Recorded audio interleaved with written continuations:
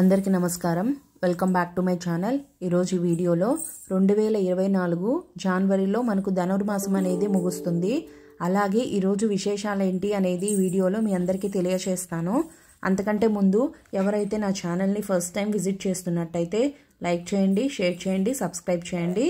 మనకు 2024 జనవరి 14 ఆదివారంతో ధనుర్మాసం అనేది ముగుస్తుంది। ఈ రోజు విష్ణాలయాల్లో గోదా రంగనాథుల కళ్యాణాన్ని నిర్వహిస్తారు। ఈ రోజే మనం భోగిగా జరుపుకుంటాము।